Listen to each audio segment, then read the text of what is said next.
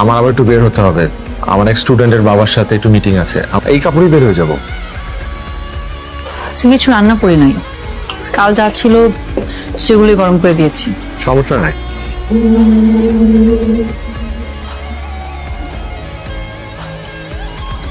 নষ্ট বন্ধ তরকারি দিয়ে ভাত খেয়েই যাচ্ছ, টের পাচ্ছ না? আসলেই তো। আচ্ছা বসো, আমি ডিম ভেজে দিচ্ছি। না না লাগবে না, থাক। রাতে ভাই ভাবির ওখানে দাওয়া, তোমাকে নাকি অনেকবার ফোন দিয়েছি, তুমি ফোন ধরো নাই। আমি ক্লাসে ছিলাম তো, ফোন বোধহয় সাইলেন্ট ছিল, তাই খেয়াল করিনি। না যেতে চাইলে বলে দাও। যাবো না কেন? আসসালামু আলাইকুম। ওয়ালাইকুম আসসালাম। কেমন আছেন স্যার? ভালো আছি। বসুন। হুট করে আমার সাথে দেখা করতে চাইলেন? আমার ছেলেটা রাস্তায় রাস্তায় ঘুরে ভ্যান গাড়িতে করে সবজি বিক্রি করত। খুব ভালো সংবাদ, আজকেই বুদ্ধি দিলাম আর ওরা আজকেই কাজে লেগে গেল। আমার যত টাকা আছে সেই টাকা যে কেউ ইচ্ছা মতো করে খরচ করলেও শেষ হতে কয়েক পুরুষ সময় লাগবে, এটা কি আপনি জানেন? আমি শুনেছি।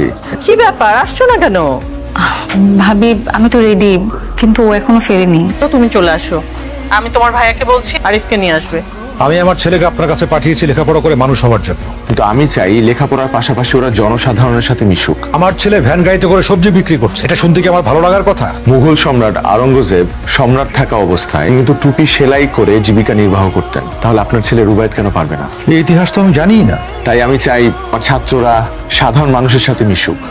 আমি তাহলে আজ উঠি। ওয়েট, আপনি আমার সঙ্গে ডিনার করে যাবেন? আমার আসলে একটা পারিবারিক দাওয়াত। খুব বেশি সমস্যা না থাকলে থাকুন। আসো আসো, একেবারে ব্যাগ এন্ড ব্যাগেজ। আজকে রাত থেকে কাল রাজশাহী চলে যাব। কেন, এমনি। কি হয়েছে বলো তো? এমনি এমনি তো কোনো কিছু হয় না। ও আর কাজ নিয়ে ব্যস্ত, অ্যানিভার্সারির দিন আবার কাজ কি? College, student. আর সেই রাগে বাবার বাড়ি চলে যাচ্ছ না? সবার ভালোবাসা দেয়া নেওয়াটা আলাদা। আমাকে সবসময় স্যাক্রিফাইস করতে হবে? স্যাক্রিফাইস তো মানুষ কাছের মানুষের জন্যই করে, তাই না? তুমি শুধু ওর সাথে আষ্টে পিষ্টে জড়িয়ে থাকো, দেখবে সব ঠিক হয়ে গেছে। আমি এমন একটা পরিস্থিতিতে পড়েছি যে তাই আসতে পারছো না, তাই তো? দেরি হবে। ঠিক আছে, তুমি সব বাসায় আসো, তারপর কথা বলবো। রুবায়েতের বাবা খুব সম্মানী লোক, উনি আসলে এমন ভাবে বললেন, আমি আসলে না করতে পারি নাই। খুব রিকোয়েস্ট করে বললেন। খুব ভালো করছো। কোথায় ভালো করলাম? তার ভালো করতে গিয়ে তোমার ক্ষতি করে বসলাম। আমি তোমাকে কিছু বলছি? বলো না কেন? তুমি যদি আমাকে শাসন না করো, আমি কিভাবে আমার ভুল বুঝবো? খেতে বসো। না, আমি তো খেতে পারবো না, আমার তো পেট ভরা, আমি ওখানে খেয়েছি। আজকে যে কাজটা করেছি খুব খারাপ একটা কাজ করেছি। আমি স্টুডেন্ট পড়ানোর সময় আমার কিছু মাথায় থাকে না। তুমি যে আমার জন্য অপেক্ষা করছো বা তুমি বলে যে একটা মানুষ আছে আমার জীবনে, এটাই আমি ভুলে যাই। কিছু একটা বলো প্লিজ, আমার নাহলে শিক্ষা হবে না। কি হয়েছে তোমার? তুমি এত ভালোবাসো দেখেই তো আমার আজকে এই অবস্থা।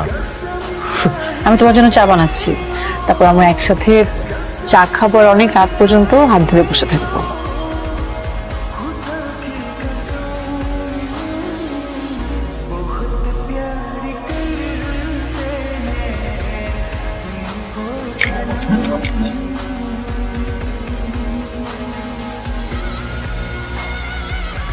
এটা এক সেকেন্ড।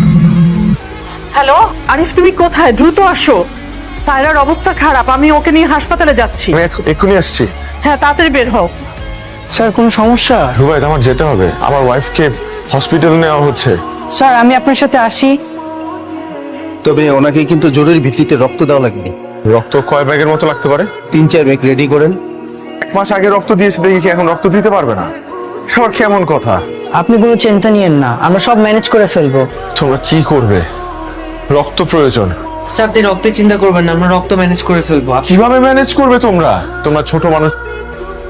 বাবা তুমি কোথায়? আবু আমি তো হসপিটালে। আরিফ স্যারের ওয়াইফ হঠাৎ করে অনেক অসুস্থ হয়ে গেছে, তাই আসছি। ম্যাডামের আর্জেন্ট ও পজিটিভ রক্ত লাগবে। এখানে কার কার পজিটিভ রক্ত হবে?